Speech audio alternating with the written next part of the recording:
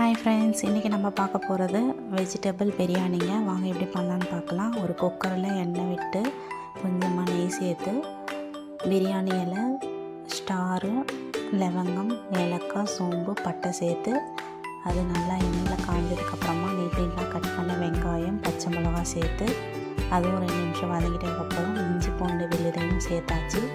அது பச்சை வாசனை போயிட்டதுக்கப்புறம் நீட்டாக கட் பண்ண தக்காளி, புதினா, கொத்தமல்லி சேர்த்து வதக்கிட்டு உப்பு, மஞ்சத்தூள், மிளகாய்த்தூள் சேர்த்துக்கணும். அதுவும் 2 நிமிஷம் வதங்கிட்ட பிறகு நான் கட் பண்ணி வச்சுருந்த வெஜிடபிள்ஸ் எல்லாம் ஆட் பண்ணிக்கிட்டேன்.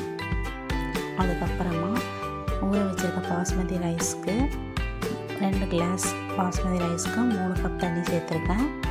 எப்பயும் பாஸ்மதி ரைஸ்க்கு 1.5 கிளாஸ் தண்ணி தான் ஊற்றணும். இப்போ குக்கரை மூடி வச்சிட்டா 2 விசில் விட்டு எடுத்தால் வெஜிடபிள் பிரியாணி ரெடிங்க. செஞ்சு பார்த்துட்டு எப்படி இருந்து சொல்லுங்கள்.